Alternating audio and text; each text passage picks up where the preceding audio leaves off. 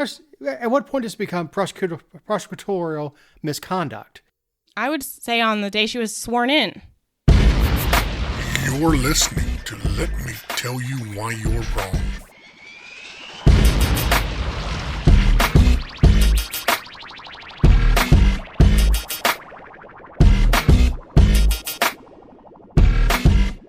Welcome to episode 193 of the Let Me Tell You Why You're Wrong podcast. I'm Dave Roberts.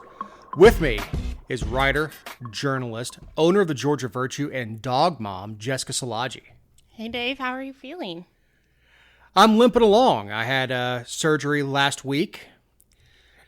I have spent the last 7 days within 100 square feet of my recliner. That's a bummer. Hopefully it'll all be better. Hopefully it'll all be better. But I tell you, my wife has been great. It sounds like I'm starting off with the Rodney Dangerfield joke. My wife, let me tell you. No, she's been great. She's been very doting, getting up at 3 o'clock in the morning to help me get up out of the chair, to go to the bathroom, get back in the chair, and making sure that everything's within reach, and went grocery shopping to make sure I had stuff that I could carry. I bought pads and a little tote for my crutches. So I have a little tote that I can stick, snacks, or, it's made for like a bottle. I can go get a bottle of water from the fridge and hobble myself back over to the chair and stuff like that. So she's been doing a great job. I will give her 5 stars in the wife department. How was your week? I'm sure she's elated to hear that. Yeah, consider the source, right? Yeah, my week's been fine. We're going to talk about most of my week on the show, so I'll reserve my comments until the meat. Well, as the show drops, Georgia lawmakers are getting ready to return to the Gold Dome for the redistricting special session. Yeah, that's not good. I wouldn't be so worried about it because obviously they're just redrawing state house and senate and lines and whatnot based on what came back with the census, and we know they're going to gerrymander. We know they're going to mess with things. But Kemp added crime to the agenda, what was it, maybe 2 months ago at this point, to address the crime surge specifically in Atlanta. And so when you do that, of course, it's supposed to be a special session for redistricting. And of course, the governor can call a special session or add whatever he wants to it, but you can't be mad when the other side of the aisle wants to address things that wouldn't normally be on the agenda, like Medicaid expansion. Why can't they? We went through this last year with the COVID relief, or was it 2 years ago with the hurricane relief? Oh, and the Delta tax credit. Mm-hmm. Well, I don't understand why they can't come with a special session, singular purpose. Crime's still going to be there in a month and a half. Right. After they get out of session, it's only a month and a half before they go back in regular 2022 session. Well, and not only that, but Kemp, he's already budgeted money. They've moved money from around in different state agencies. They're sending troopers to the city of Atlanta to help address, and they're doing like concerted efforts every single weekend. I constantly see the press releases about it. And then just last week we saw where Kemp announced that $110 million from the ARPA funds would be allocated to violent crime crackdowns and addressing the judicial case backlog, which, as I said, during last summer, this session, and for the last 20 months, if anyone gave a damn about justice and the backlog, they never would have allowed the courts to shutter in the first place, and we certainly wouldn't have allowed the legislature to codify the suspension of speedy trials due to COVID, and Kemp wouldn't have signed it, and blah blah blah. But at least we're going to throw money at it after the fact. So, but I'm down. I've got a cure for this. This is a really super easy bill. We're gonna focus on violent crime. We're gonna focus on crime with victims. And if a crime doesn't have a victim, it's not a crime. Well, easy enough. There goes the backlog. No. because the problem with that is that, I mean, first you'd have to specify that the victim is an individual that is, with a set social security number or some sort of identifying number, because the state considers itself the victim in most of these cases. And in fact, like, even when there is a victim, I mean, the state isn't representing the victim. They, quote, represent the laws of the state. So your legislation is not sufficient. You've got to repeal all those laws. Right. I'm okay with it. Well, me too. But I mean, here we sit, and we're down a rabbit hole from the purpose. But what I'm getting at is, like, for the last 4 or 5 months, crime has been a huge topic, and crime in Atlanta has been a huge topic, and Kemp has made it a point of his to step in where he feels like Keisha Bottoms is not, and we're all going to have to pay for it. And adding it to the agenda is a political move that has nothing to do with cracking down on crime. And what I found most laughable about all of it is that they added money. So for the judicial backlog, they're adding money for prosecutors to bring in special prosecutors to, move stuff along. And then they're also going to give money to the Public Defenders Council. And we know that we don't know how much money is going where yet, but I swear to goodness, if it's not the same for public defenders versus prosecutors, we'll be talking about this again on the show. But we'll be talking about this again on the show. Right. And we've talked at length about how the legislature continues to slash public defenders' budget. Like, maybe if you hadn't... First of all, the problem is not that people don't have an attorney. Like, yes, they're overwhelmed, and yes, they can always use more money, and I'm certainly not... They do a very important job. I am not saying that they're not deserving, but, like, let's not put the blame on them. The blame is on the district attorneys and prosecutors who sat on the for the entire term of COVID while the courts were shuttered and didn't do anything and didn't prep cases and make deals and do all the things so that when the courts opened, they were ready to hit the ground running. They didn't do that. So, everything that we're facing is preventable, but we're going to throw $110 million from the federal government at it and say, we're tough on crime, as if that's ever been the solution. Well, back on redistricting, I heard on the congressional side, they're going to give Lucy McBath her entire state of Tennessee. Did you hear they sent her a package at her house? Again? No, this was a while ago when she got elected. They sent her a Welcome to Georgia package and had her sign for it on our front step in Tennessee and Knoxville or whatever it was. Yeah, I did hear about that. I'm pretty sure I wrote the story. Oh, did you? Yes. I wouldn't know. I never trust writers. Yeah, I know. I hear you. You have to be skeptical, but I think I'm the only one who wrote the story for like several weeks, and then finally they had to acknowledge that no, she does not live in Georgia. So current estimates suggest that the state Senate will lose 1 out of 56 seats the rural area of Georgia will lose 1 out of 56 seats to the metro region, and 4 of the 180 House seats. Which is terrible news. Absolutely terrible. I mean, it's going to be, and not like we couldn't see this coming down the pipeline, like nobody's business, but it'll be terrible when Metro Atlanta controls more of the legislative seats. Whether it doesn't matter what side they're on because they all play together, but rural Georgia needs representation. I mean, and we don't have it right now. I mean, half the people we have that are here are doing a job. Well, half of them are slaves to the lumber industry, especially down there, or big ag, because that's where the money is. So, speaking of being slaves to, Satanists convinced Delaware County, Pennsylvania school district to alter dress code for children attending schools within the Rose Tree Media School District. Joseph Rose, the founder of a local organization called Satanic Delco, says fellow Satanists within the school district made him aware of the verbiage in the dress code banning any color clothing or gear that are satanistic or satanic in nature. What do you define as satanic in nature? Like, if you heard that, what would you... I assume it's going to be pentagrams and things like that. anything Black Sabbath that they put out. I mean, lots of bands have put out stuff with pentagrams on it and stuff like that. The quote is, "The idea that a public school would allow religious expression in school but choose to single out and prohibit the expression of one specific religion obviously seemed like a problem for us."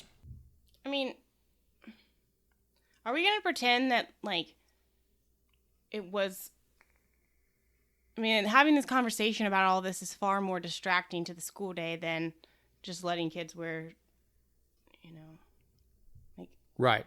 People always want to pretend like this stuff is so... Like, dress code is so important and so distracting, and if they don't do X, Y, and Z, then it's just dangerous, and it's not really the case. And look, like I said, half the heavy metal bands out there put stuff out that someone would consider satanic. And of course, it was an attention thing. It's a show thing. I don't care if it's Black Sabbath or half the other slash metal bands and that kind of stuff. And it's sort of a counterculture thing. I don't even think it's for most of the kids that are wearing this stuff. It's not a religious thing. It's a counterculture thing. They're girls that we all went to school with that went through a Wiccan phase. Mm-hmm. It seems like a pointless conversation to have. It does. I mean, the thing is the more, it's just like anything else, the more restrictions you have, the more students, especially in middle and high school, the more they're going to try to push the limits, because that's just what kids at that age are doing. I mean, right. But it took about a month of consistent emails and phone calls to the district before superintendent sent out an announcement reading, in part, "Although we have no complaints or concerns brought forward by any student, parent, or resident, we will remove this language from our current dress code information in the student handbook." I guess that's fair enough. Yeah. That's kind of I'm fine with that punt. Let's get on educating the kids. I don't care. He obviously doesn't want the school district going to the Supreme Court on a First Amendment issue and all that stuff. Just fine. Wherever the hell you want. Just, Well, I mean, it does get into an issue when you say they can't and you let somebody wear a T-shirt that says, a Bible verse or something. I mean, sure. And here's a quote. "It's a free speech issue. Are they going to this allow..." This woman's an idiot. This woman's an idiot. It's like a free speech issue. "Are they going to allow Nazis to be able to put symbols on kids' shirts and send them to school?" Donna Willis of Media. First of all, Donna, I mean, people can wear Nazi stuff like anywhere they want. That's going to be a reflection on them. We can't control everything. Right. And Nazism is not a religion. No, and I mean, it's a hate symbol. Well, technically, you could go on the aspect of that it's a gang because of white supremacy and stuff. I mean, there's so much more to it than free speech with the Nazi part. Well, we also know that Supreme Court has held up that within school, students don't have all their constitutional rights. They can be somewhat curbed. Which is why you shouldn't send your children to public school. Right. Nazism is not a religion, number one. Number two, it's a political symbol. And schools have consistently been allowed to curb political symbols. It might be like where I guess kids do wear in certain public high schools a hammer and sickle or Shea T-shirts.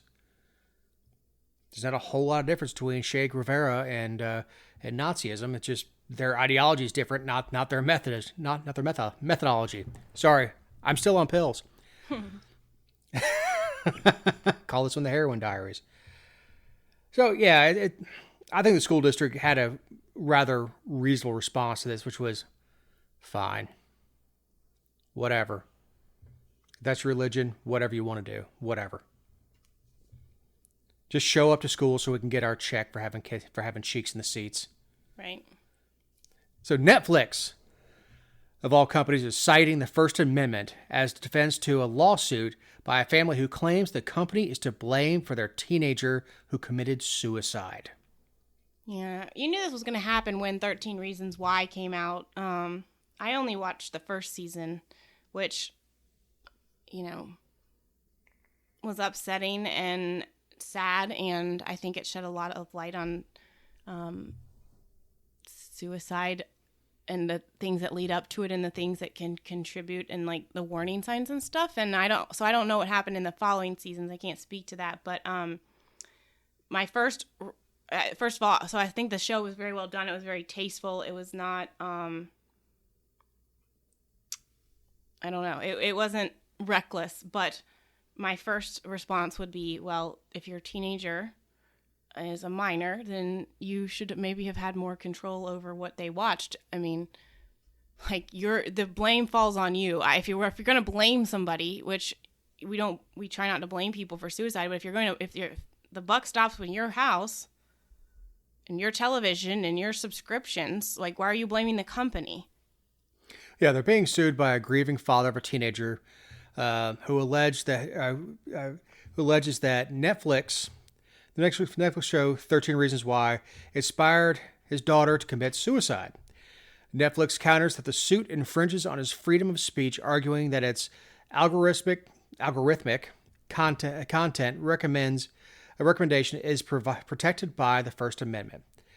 Well, that's interesting that he's going after the recommendation that she watch it.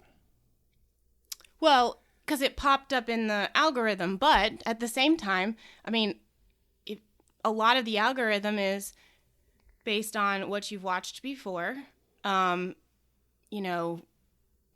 you watch documentaries or if you watch a lot of movies or true crime or whatever it is, I mean, it's based on, I know you should never assume, but I'm assuming that this wasn't just like the first day of having Netflix and it just popped up.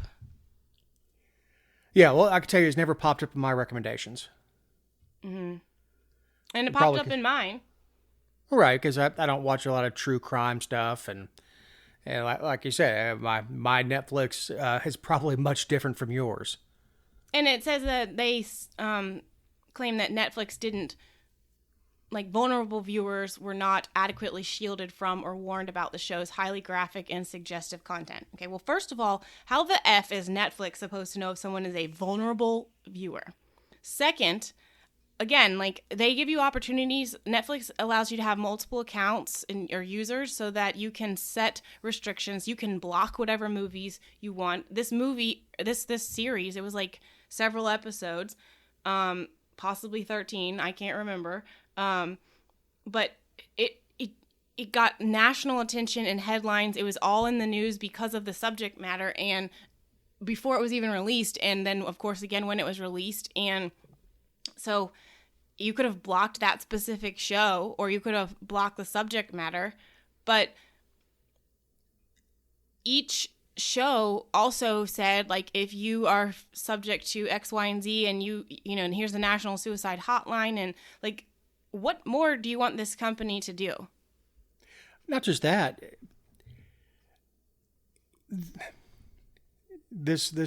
I feel for this father, and again, I don't outright blame grieving families for lashing out as part of the grieving process. Is it? That it really is. That you want to blame somebody. You want to blame somebody else. It couldn't possibly have been her and she had problems. It has to be the other kids at school, has to be Netflix, has to be somebody else. It certainly can't be, it can't be something that was happening at home. It can't be something that I missed.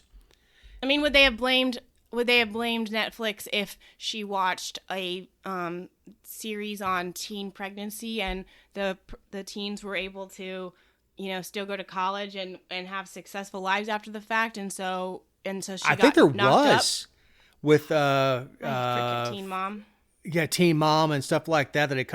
There was an accusation that it glorified teen pregnancy and things like that. I don't know if there were lawsuits to go with it, but there certainly was push in the blogosphere and things like that, that this is glorifying teen pregnancy and things like that. This girl obviously had some problems that she needed help with that were missed either by her friends, her family, her other adults in her orbit, that they missed, that they just took for normal teen angst.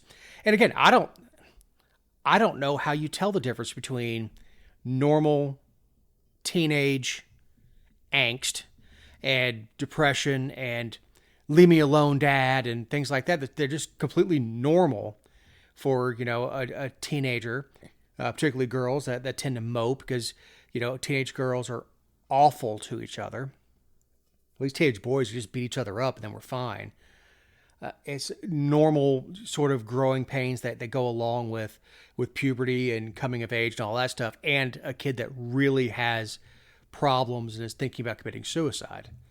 I don't know how you tell the difference. Of course, I'm not a mental health professional, but how do you tell you're not just overreacting and putting a kid through therapy and things that doesn't necessarily need it? I don't know. But Netflix sure as hell doesn't know. No, and how could they? And they shouldn't. I mean, and you know what? How does this family know that the movie didn't, or the series didn't, raise awareness for some other families and save some lives, or get people some help that they needed, or they saw the aftermath of suicide and so it kept some others from doing it because for every horrible story, there's a good story. That's just reality of these types of things, and I don't think the company should be punished. That's a really good point. It's very easy to track the number of suicides. There's no way to track suicides that never happened. That maybe watching this series for some kid, it saw that suicide prevention hotline and called it and said, "I want to talk to somebody."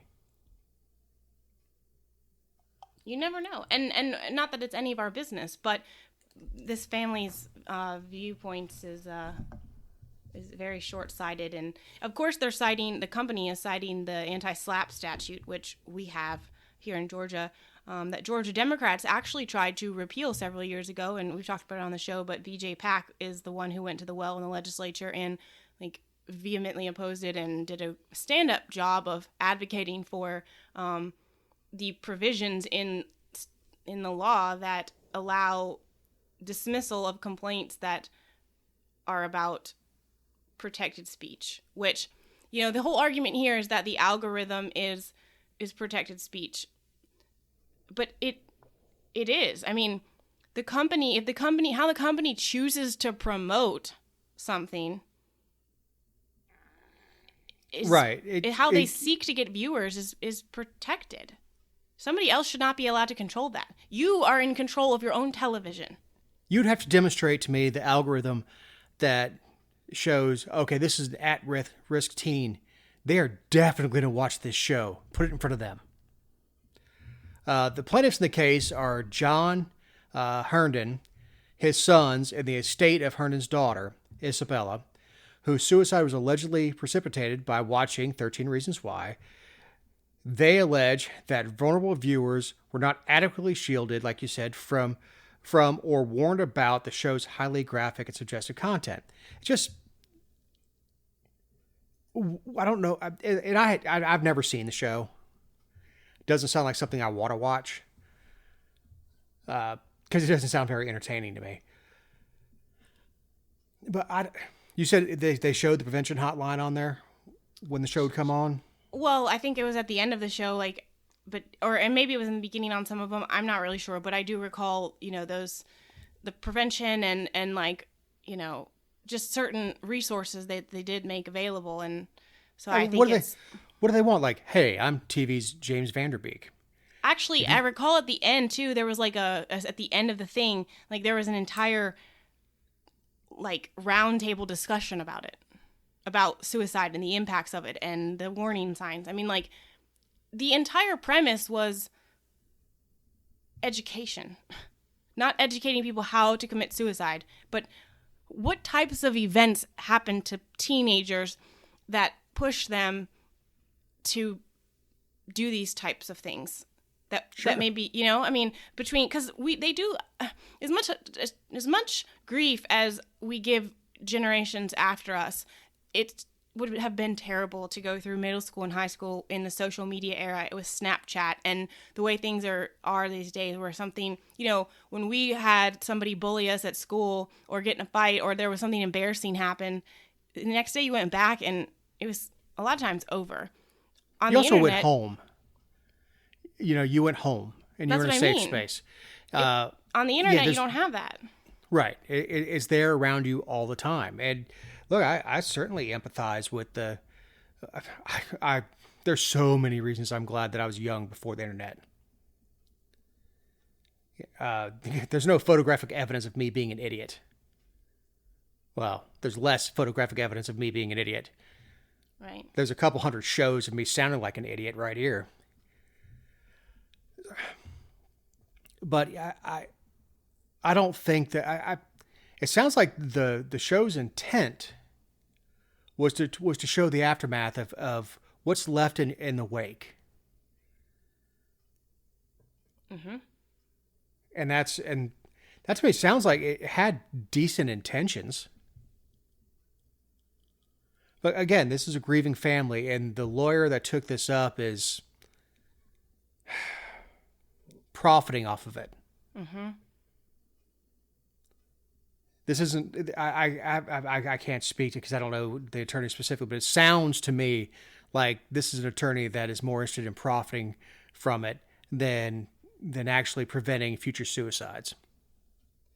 Well, this is an opportunity to make money.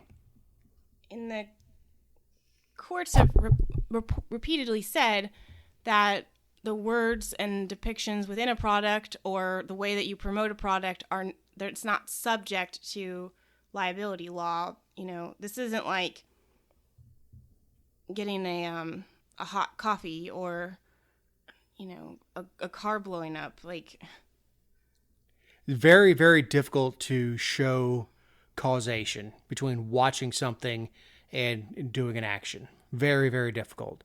This is not The Ring.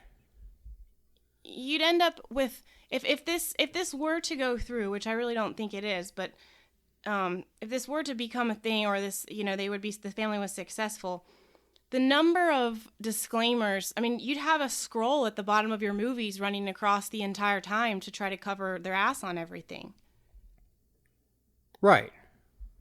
Look, I totally watched unreasonable. Superman as a kid. I didn't go leaping off of tall buildings. It's a documentary, and again, this goes back to taking parental responsibility. And I've said it 100 times. I've got a friend. You know, we had that foot of snow here. School was in session that morning. He looked at the weather. He looked outside. He told his kids, "You're not going to school today. Stay home." Because he didn't depend on somebody else to raise his kids. He said, "This doesn't look good. You're staying home." Because he took responsibility for his own kids. Now, is this guy responsible for his daughter killing herself? Of course not. But trying to put blame on somebody else is, again, natural for him to feel that way. It's just kind of it feels like a scumbag thing to take advantage of this family to give credence to that. What they need is counseling, and they need a family counselor, and her brothers and father probably independently need therapy to deal with it. Because it's difficult, it's unnatural to bury a child to your own child. And that's what these folks need to be focused on is getting themselves well, not pointing fingers. And because even if Netflix writes him a $10 million check to make him go away, he's not going to feel any better. Mm-mm. And the only person to make any money on that will be the damn lawyer. And nobody else no lives will be saved from that. I mean, right. Yeah, you're exactly right. And teen suicide is not new. We're hearing about it more because the social media is not new. I'm sure you had somebody off themselves when you were in school. I certainly did. I actually didn't. You didn't? No, my first experience. So when I was in third grade, we had a swim coach that took her own life. But I didn't really understand like what that. I mean, I did understand, but not. You know, you're third grade. Like, there's only so much you can. But I really was shielded from suicide quite a bit until college. Ah. So I was lucky. You were. This is a good time to remind you that these are our opinions and not those of anyone not on the show or any respective company for which we may work, own, or otherwise associate ourselves with on a regular or irregular basis. Also, you can find other episodes and relevant stories over at thegeorgiavirtue.com. Speaking of the First Amendment, winner chicken dinner, Jessica? So most people who listen have probably already heard, but it's still worth mentioning that the federal lawsuit that I filed against Van Johnson last July was resolved last week. It was a settlement. Obviously, it didn't go to court which I'd never really figured it would, but there was a settlement agreement signed, which basically I agreed to drop the suit based on the fact that a judge signed an order permanently prohibiting him from banning people, censoring people based on their viewpoints. Because if you recall, over the last 2 years, when he was an alderman and since his tenure in office as mayor, Van Johnson has made it a point to delete, block, all that stuff, people on his social media accounts when they offer an opinion or a statement that differs from his. And what's worse is that, the reason that I took this as far as I did is because he blocked me from all of his stuff and it limited what I could see on his official pages. And then, of course, I still kept ranting about him on my own page, and he would come comment as his official page on my page, but I could never respond to him because the way that Facebook has everything set up when it's not a personal page, but it's a public page, I could see his comments on my page, but I couldn't reply to them. So he was peeing in my yard, basically, even when he wouldn't let me go in his yard, and his yard is on public property, is what it came down to. So anyway, Judge William T. Moore of the Southern District of Georgia signed the order on October 25th, and forever, indefinitely, not just me, he is permanently prohibited from censoring anyone, especially on their viewpoint. But the only time is, which the courts have allowed, is if you're abusive. Unnecessarily abusive, or spamming, or using inappropriate language where it's not relevant or within quotes, or whatever the case may be. So it's a win I consider it a win. Technically, I can't say that I won the lawsuit, but I think that it's a win for the First Amendment. And it's not just for me, it's for everybody. And the most hilarious part about all of it is that on Monday and Tuesday, of course, my friends were commenting all over his page saying, are you going to bring up your lawsuit about the First Amendment in your state of the city? Are you going to do this? Are you going to talk about it? Are you going to make a statement? Because he called me a troll for filing this lawsuit, and he kept saying that he was not going to bring it up, or he was deleting comments, which I'm dude, have you learned nothing? But second, he said he didn't lose, that there was no loss, that it was the case was dismissed. Well, sure, buddy. The case was dismissed because a judge said you can never do that again to anyone. That's not a win for you. It might not be a win for me, but it's certainly not a win for him.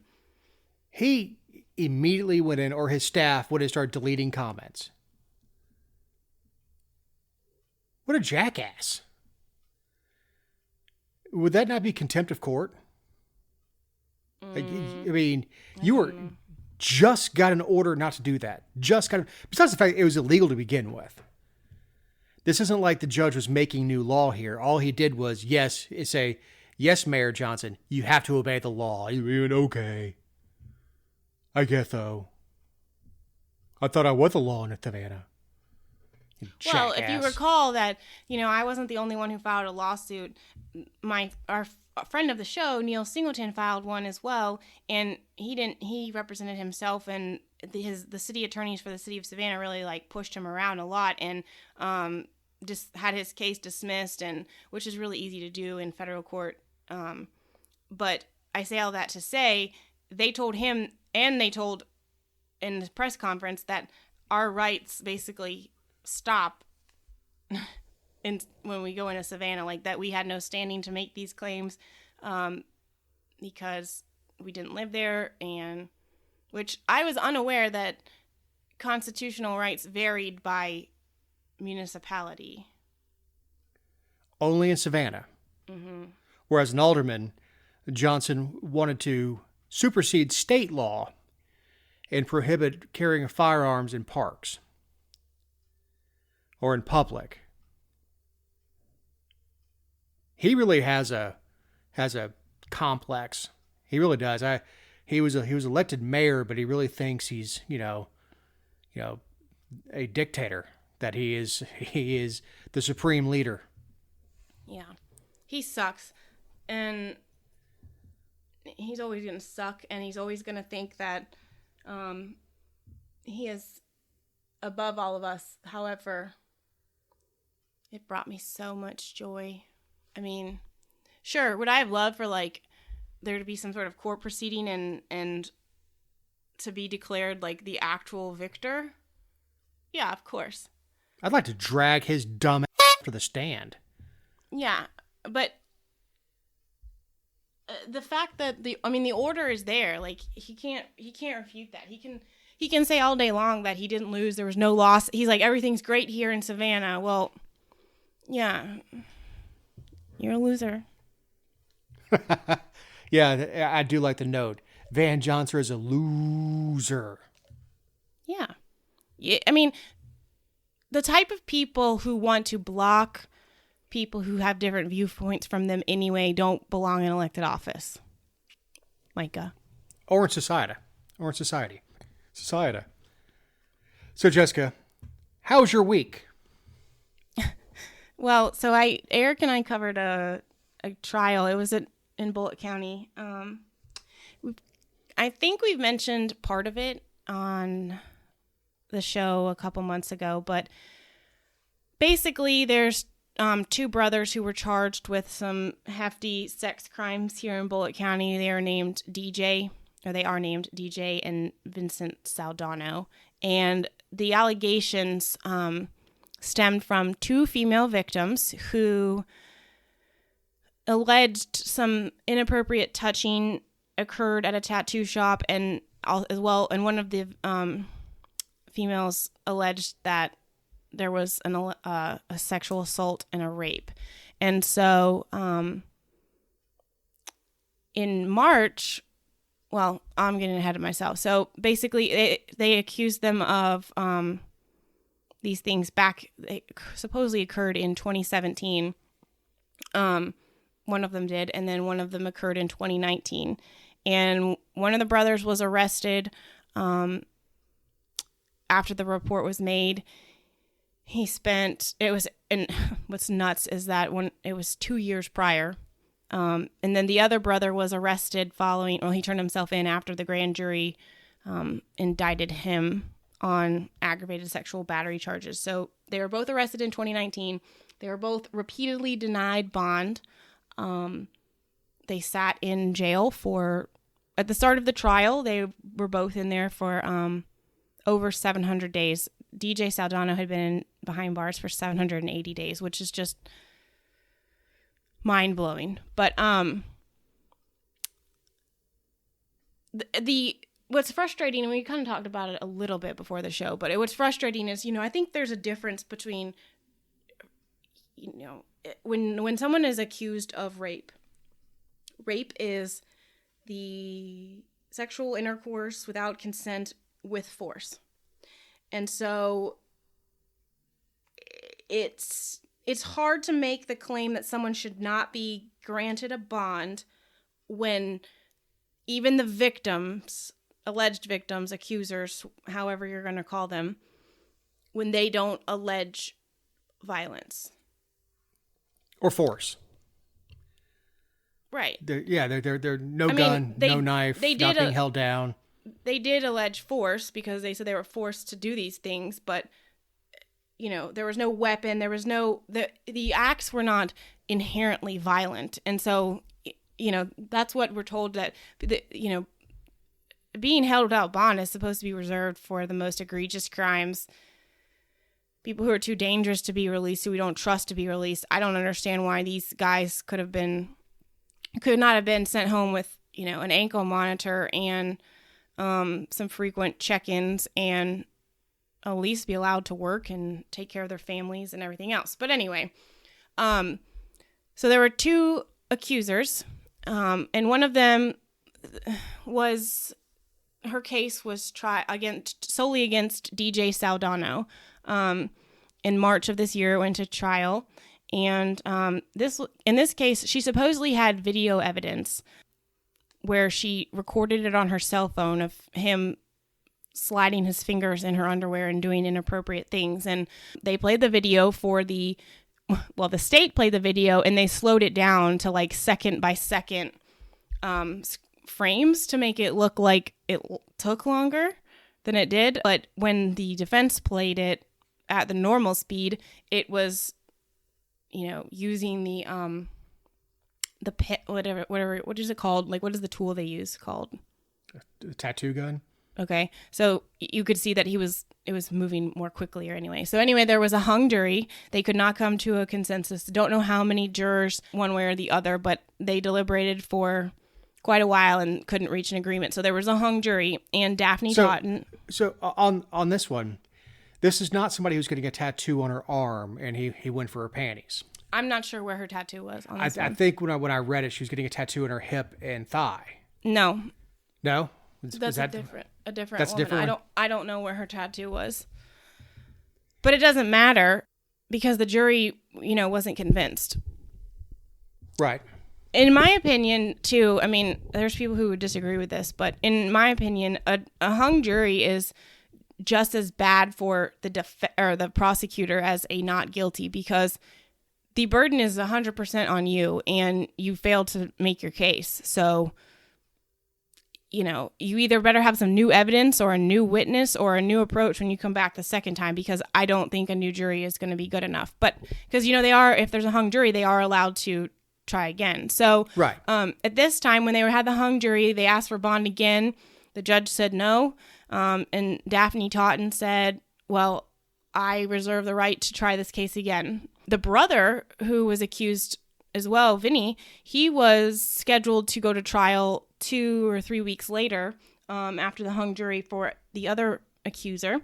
And that happened on a Friday. The hung jury came back. And on Monday, Daphne Totten took the case back to the grand jury and indicted them as co-defendants so that the alleged victims in each case could accuse or, be like used against one another. And so instead of each being charged individually, they were both charged with 3 aggravated sexual battery, aggravated sodomy, and rape, even though they were not present for one another's accused incidents, alleged incidents, which is freaking insane to think about. Like, yes, they happened at the tattoo shop, but like even the victims in their testimony said he wasn't there. So she reindicts them as co-defendants so she can use all the evidence against one another. And the defense attorneys file these motions saying that what the prosecutor is trying to do is vindictive, that it's not productive, that it's totally, she's doing it because she lost the other case and, overlapping them. Instead of facing 1 life sentence each, they're both facing 3 life sentences. And they called on the state to prove that what they were doing was not vindictive and that it was actually justifiable. And of course, they said, oh, we're just trying to be efficient by trying them together. And the judge, who is a former prosecutor himself, sided with them and said there was no evidence of vindictiveness. So we move forward to trial, which brings us to last week with me and Eric. And we traded off attending, and we heard from the accuser. We heard from the accuser in the case in the other trial, although they were allowed to consider it, but they weren't on trial for those charges, which is like a wild concept too. Like it was a hung jury. There was no conviction on the other claim. They're not trying him for it right now, but you're allowed to listen to her testimony. It's very odd, very totally inappropriate, but in my opinion, but they didn't ask me. So anyway, they presented the accuser.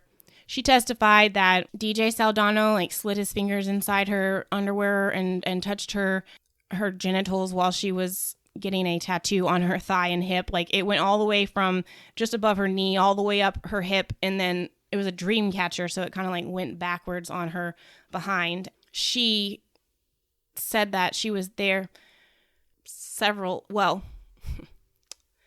this woman said that she was there 3.5 hours and that she was assaulted during that period and she never said stop. She never said don't do that. She never tried to leave. She let him finish the tattoo. So, and then she came back a second time. The other woman who accused these men said that she was touched inappropriately and that after she had her tattoo done, she was forced to perform oral sex on DJ Saldano, and that then the other brother came in and when he was finished and took her upstairs and briefly performed oral sex on her and then sexually assaulted her and raped her and then sent her on her way.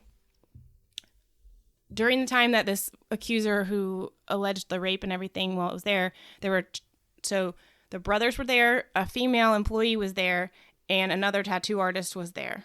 They said they didn't hear anything out of the ordinary, and the defense or the prosecutor tried to like make it seem like they were just testifying to these things because their paychecks were paid by the Saldanos and they're friends with them. Well, the one guy now works for himself, like he split off from them during all this because their business went to hell in a handbasket. And the woman who worked there with that as a body piercer was fired by them and still testified to all this. Somebody with every axe to grind in the world. Right.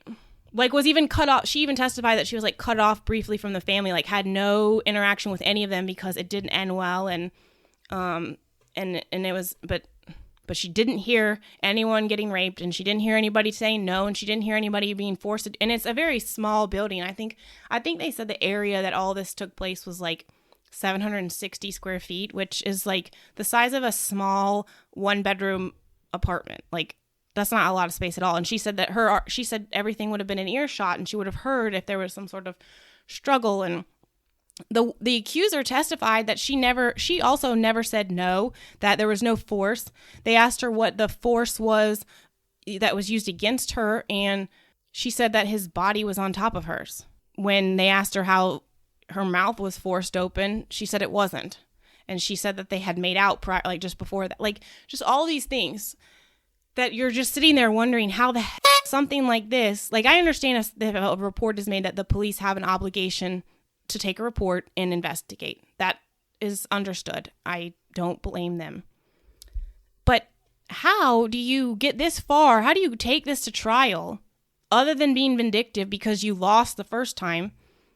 How do you explain this? Like, and she said she signed the accuser in this case signed a waiver of prosecution back in 2017 because she stated that she was worried about the stigma of rape and she didn't think there would be anything to go on other than her word against his. And we found out during cross-examination and all of these things that basically she was her stepfather or something was a Baptist preacher, and she had done all this stuff at the tattoo shop and then gone home, taken a shower, went to Walmart, went to Bible study, and then went to this local restaurant/bar with the friend from Bible study and told her what happened. And then the friend told her to go file a report, and she did. And that's how we got where we are. It's mind blowing that. No, it's terrifying as a guy. Right. I mean, first of all, these guys were in jail for years. Over 2 years. Yeah. For years. Lost everything. Lost their business. One of them is a dad of 2 children. And who are in like elementary school, who have been, and also think about the fact that we're living in the COVID era where there's no visitation. You can't see people. You can't have that human contact the way that at least the face-to-face conversations, all of that. The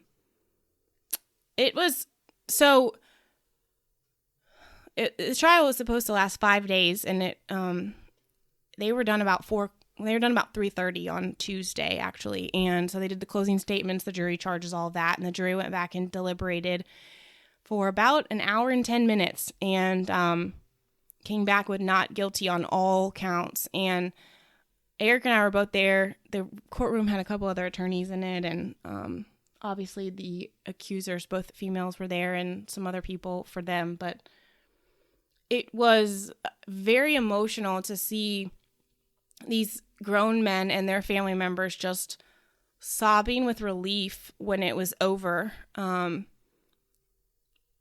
the not guilty verdicts had been read. I mean, it was like, it was hard to watch. And then their attorney got very emotional after everything. And I actually got to talk to a couple of jurors in the parking lot when I left, and they were all three men. There were a lot of men on the jury. But they all said, if these things did happen, the state didn't show us anything, not a single thing to prove it, nothing. So, right. I mean, you sit here and you're like, well, that's great that they're not guilty because you cannot put a price on your freedom. Sure. I mean, that's fantastic. Like, it's the outcome that their entire family wanted. That is the obvious, even, again, if it did happen, like, you can't prove it. That's a travesty. That's a tragedy. But that's the reality of it. And so it was the rightful outcome, no matter what. And you're still looking at men who lost their entire lives, who lost their livelihood, who still have news articles. I'm the only person who has reported that they were found not guilty. Even our local paper didn't report that 2 men accused of rape were found not guilty. So you Google them and it's their mug shots and the articles about them being arrested and what they supposedly did. And the Facebook searches are all about the accusers. And the element that I kind of skipped over was that, there was a narrative presented by the defense that some of this had to do with an estranged former business partner who went off and started her own tattoo shop in town. And that when, that she was kind of behind all of this in some way, or that there was some connection to that. And they didn't go too deep into it, but it was an element of it. And that seemed to resonate with the jurors too, that, these things allegedly happened, that these people didn't have their tattoos stopped. They kept on, they sat there. I mean, a 33-year-old woman said she sat there for 3.5 hours while a man touched her inappropriately and she didn't do anything. If that was me, I don't have any tattoos, but if somebody started touching me inappropriately while I was having a tattoo, I would kick him in the face and leave. Right. And then tell everybody about it immediately. Yeah, it's thank God for those 12 people in that jury, because it doesn't sound plausible. I mean, for the rest of their lives, especially with their names being as unique as they are, mm-hmm. It will follow them forever. I mean, could these guys even get a job as a tattoo artist? Not here. I mean, anywhere. Move to Oregon. As soon as you look up their names, that's what you're gonna find. Yeah. And that shop owners be like, hey man, you may be a great artist and I feel for you, but I can't have that liability. Sure. Well, and I mean, their business was still intact. They still had the building and everything until the week of the trial. They lost it, which is unfortunate too, because I mean, one of the accusers was, after she was her 3.5-hour visit, she posed for several photos of them for them to post on their Facebook and to put in their books. And they're very talented. I mean, it's art. Sure it is. But that's lost. And let's not talk about, so DJ, he had the hung jury in March, and he had a private attorney then, and it was very, very expensive. And when they found out they were going to have to go again, he had to go with the public defender, which, they kicked some serious ass, but he'd exhausted his resources in that sense. And Vinny had a private attorney this time because it was his first trial, but the amount of legal fees and, I know that I've seen so many stories about and interviews with people who either were wrongly accused or wrongly convicted, and then when they get out, they're just gracious and grateful, and they hate the system, but they don't dedicate a lot of their energy to it. They just are so, I guess, relieved to be moving forward. But I think that people with that mindset are remarkable, because I would be pissed. Oh, yeah, so would I. And you have a note here, the evisceration of the DA. Yeah, I unleashed on Daphne Totten again, but I unleashed on her after this. I honestly, I did it Tuesday night after the verdict came back, before I even reported the whole case coverage, because this is the third rape trial this year in Bulloch County where the evidence did not support the charges, and it could have been prevented. And the other one was the Matthew Chalkley case, which we talked about on the show, where the guy spent 39 months in jail after he was accused of rape. And he took a girl home from a bar. They had sex.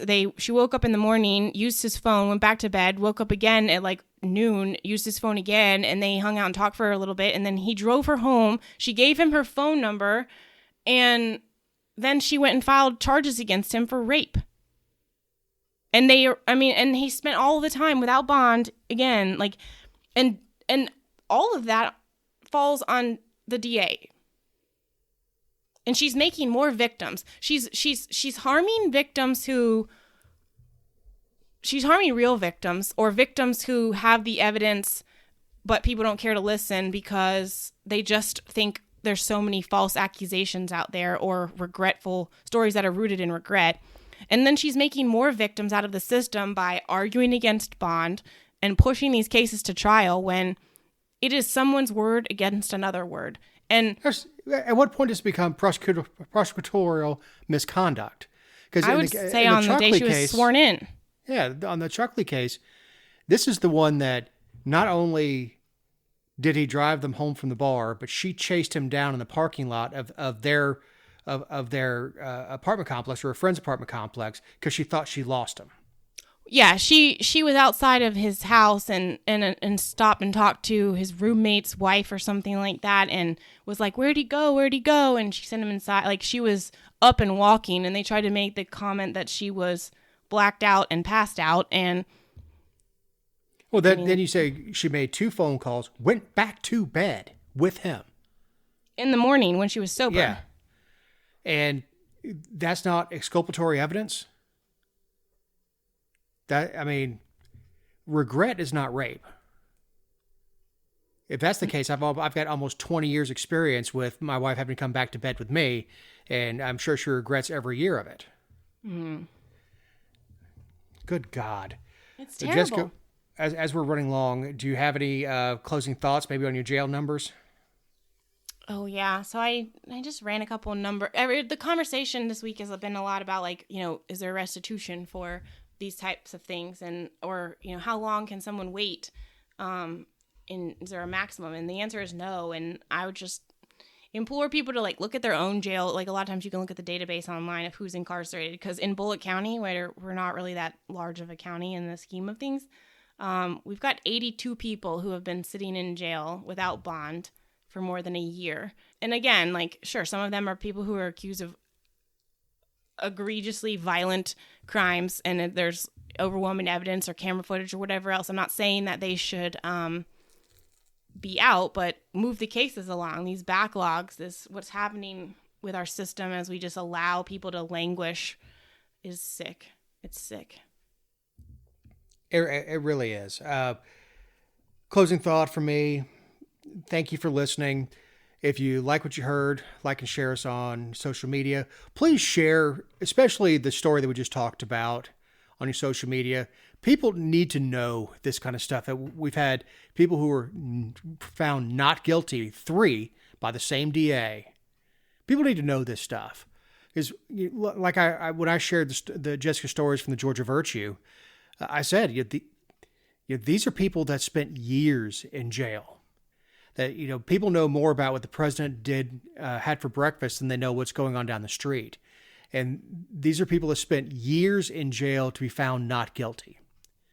And the stuff that really needs to be shared, and your neighbors need to hear about it. And people need to be outraged in this stuff. So thank you very much for listening. For Eric Cumby, our editor, for Jessica Szilagyi, the outstanding reporter, editor, and my podcast partner, I'm Dave Roberts. Have a great week.